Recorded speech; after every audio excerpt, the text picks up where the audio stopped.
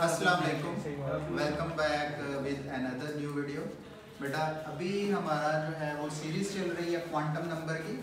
तो quantum number में हमारा जो सेकंड क्वांटम नंबर जिसको हमने डिस्कस करना है वो है एजीम्यूथल क्वांटम। बेटा हमने defect of Bohr atomic model में पढ़ा है कि जब स्पेक्ट्रल लाइंस जो हमारे पास आ रही हैं, चाहे वो फर्स्ट में आके एंड हो रही हैं या सेकंड एनर्जी लेवल में आके एंड हो रही है, उन स्पेक्ट्रल लाइंस जो हैं जो हमें एक एक नजर आ रही है स्पेक्ट्रल लाइन, इसको जब हमने हाईली रिजॉल्विंग स्पेक्ट्रोमीटर की मदद से देखा तो एक एक लाइन जो है वो फर्दर सेपरेटेड थी। लाइक बेटा बाल्मर सीरीज की बात की है डिफेक्ट्स में, तो बाल्मर सीरीज में जो लाइंस आ रही थी, फॉर एग्जांपल वन लाइन आ रही थी, तो उसको हमने स्पेक्ट्रोफोटोमीटर से देखा तो ये एक लाइन जो है वो फर्दर 5 लाइन में स्प्लिटेड, और इन लाइन को हमने बेटा जी फाइन स्ट्रक्चर बोला। तो अकेला प्रिंसिपल क्वांटम नंबर जो है वो सफिशिएंट नहीं है एक इलेक्ट्रॉन की लोकेशन को बताने के, इसके लिए हमें मजीद क्वांटम नंबर की जरूरत पड़ी। और बेटा जो सेकंड क्वांटम नंबर है वो क्या है, एजीम्यूथल क्वांटम नंबर। इसके भी बेटा छोटे छोटे से कुछ पॉइंट्स हैं, उन पॉइंट्स को आपने नोट कर लें या आप उन्हें मेमोराइज कर लें तो बेटा ये आपका एजीम्यूथल क्वांटम नंबर जो है वो आसान है। बेटा सबसे पहला पॉइंट क्या है कि एजीम्यूथल क्वांटम नंबर को रिप्रेजेंट कैसे किया जाता है। बेटा इसको रिप्रेजेंट करने के लिए हम अल्फाबेट स्मॉल एल जो है ना उसको इस्तेमाल, स्मॉल एल, ठीक है, स्मॉल एल जो है उसको बेटा यूज करते हैं। और ये बेटा जी किसके लिए है, एजीम्यूथल क्वांटम नंबर, ठीक है जी। और L जो है इसकी वैल्यू बेटा हमारे पास जो वैल्यू की इसकी रेंज है ये बेटा हमारे पास 0 से स्टार्ट होती है। L जो है वो बेटा 0 1 2 3 एंड सो ऑन तक है, ठीक है। लेकिन एक चीज आपने याद रखना है कि अगर आपके पास n की वैल्यूज, लाइक मैं कहता हूं n जो प्रिंसिपल एनर्जी लेवल है वो क्या है, 3 है, तो L जो है वो एक कम होगा, L क्या होगा, 2 होगा। N मैं कहता हूं हमारे पास 1 है तो L की वैल्यू क्या होगी, 0, ठीक है। ये बेटा पॉइंट लिख ले, ये बड़ा इंपॉर्टेंट है कि L वैल्यू जो है, value of L is always 1 less than n से हमेशा एक इसकी या नंबर जो है वो क्या होगा, कम, ऑलवेज क्या होगा, ठीक है। हमेशा जो है ये क्या होगा, कम होगा। तेनों ऑलवेज अपने दी याद होती लाई हैं ले सकियो, चलो कोई नहीं, महंगा हो गया कपड़े का इस्तेमाल किया करो। अच्छा बेटा n जो है ये क्या है, इसकी वैल्यू हमेशा 1 लेस वाली है, ठीक हो क्या जी। अब बेटा एजीम्यूथल क्वांटम नंबर जो है, जो मोस्ट इंपॉर्टेंट इंफॉर्मेशन हमें देता है वो हमें शेप के बारे में बताता है। शेप ऑफ सब शेल जो है, हमारे सब शेल जो है उनकी शेप के बारे में बताता है। और बेटा कौन कौन से सब शेल हैं, 4 सब शेल हैं। पहला है S, P, D और बेटा F। ये 4 बेटा हमारे पास क्या है, सब शेल है। और बेटा S जो है इसकी शेप क्या होती है, स्फीरिकल होती है बेटा, इसकी स्फीरिकल शेप होती है, और कॉम्प्लेक्स बेटा ये स्फीरिकल शेप होती है। और P जो है वो बेटा डंबल शेप होता है, जैसे ये डंबल है, ये डंबल लगा है, ये डंबल लगा, एक्चुअली ये ऐसा होता है, डंबल शेप होता है। S जो है वो स्फीरिकल होता है। तो बेटा P जो है वो क्या है, डंबल है, ठीक है। लेकिन ये जो है D और F जो है इनकी जो शेप है वो क्या है, कॉम्प्लिकेटेड है। ये दोनों क्या है, कॉम्प्लिकेटेड है। इनकी शेप को हम कहते हैं कॉम्प्लेक्स शेप है, ठीक है जी।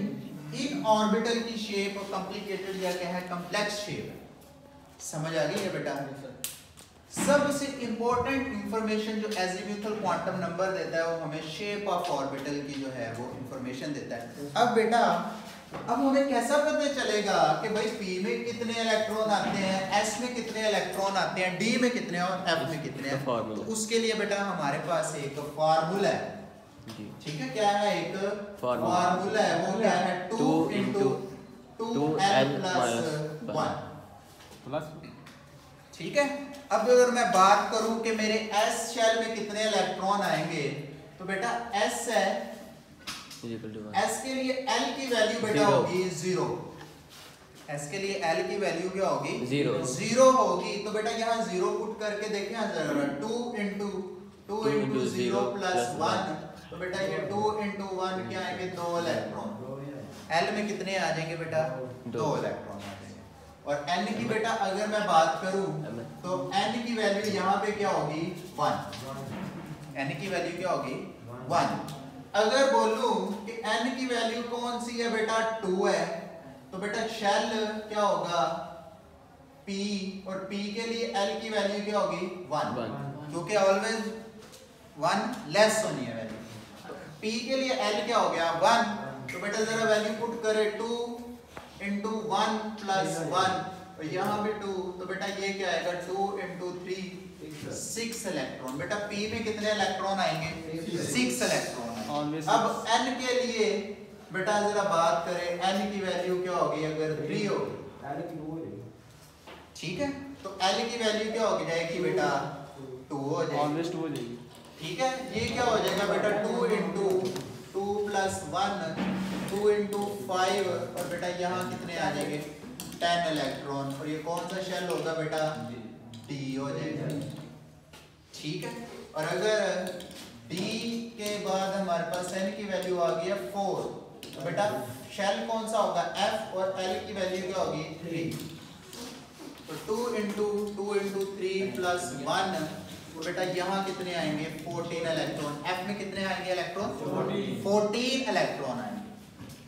अब बेटा जब 14 n की वैल्यू 4 आ रही है, n की वैल्यू 2 आ रही है, तो यहाँ पे देखिए n की वैल्यू 2 है तो कितने इलेक्ट्रॉन होने चाहिए 8। तो बेटा यहाँ पे जो है वो s में भी 2 इलेक्ट्रॉन होंगे।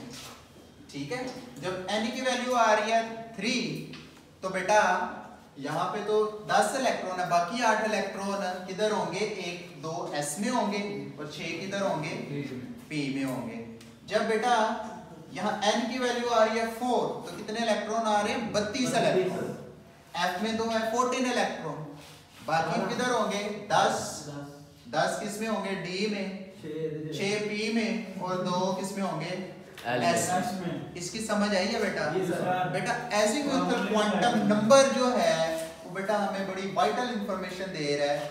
सबसे पहली इंफॉर्मेशन क्या दे रहा है कि बेटा शेप ऑफ सब शेल के बारे में बता रहा है। आपसे एमसीक्यूज पूछा जाए which quantum number tell about the shape of sub shell की शेप के बारे में कौन सा क्वांटम नंबर बताता है, तो वो कौन सा है एज़ीमुथल क्वांटम नंबर। और फिर आप बताओगे कि s स्फेरिकल होता है, p डबल शेप होता है, d और f थोड़ी कॉम्प्लिकेटेड है। और s के लिए l की वैल्यू 0 है, p के लिए 1 है, d के लिए 2 है, f के लिए क्या है 3 है। जब f की वैल्यू क्या है 3 आ रही है, f आ रहा है, तो एनर्जी लेवल कौन सा होगा 4। अगर d की वैल्यू 2 आ रही है तो एनर्जी लेवल कौन सा होगा 3। p की वैल्यू l की वैल्यू 1 है तो एनर्जी लेवल क्या होगा 2। L की वैल्यू 0 है तो एनर्जी लेवल क्या होगा 1। समझ आई है बेटा? समझ आई है आपको? बेटा ये है एज़ीमुथल क्वांटम नंबर। और बेटा ये एग्जामिनेशन पॉइंट ऑफ व्यू से बड़ा इंपॉर्टेंट है। आप जितना अच्छे से इसे लिखेंगे, प्रेजेंटेशन जितनी अच्छी होगी, उतना आसानी से चेक होगा, उतने जो है वो आपको नंबर। बेटा जो भी आपको डिफिकल्टी है किसी भी कंसेप्ट की, अगर आपको समझ नहीं आ रही, तो बेटा आपने जो है वो कमेंट में पूछना है, और लाइक करें और शेयर करें। जितना ज़्यादा शेयर करेंगे उतना जो है वो बेटा बेहतर होगा। आपकी तरह कोई और भी जो है वो पढ़ लेगा। ठीक हो गया जी? और बेटा सब्सक्राइब करें और बेल आइकन को जरूर प्रेस करें। Thank you.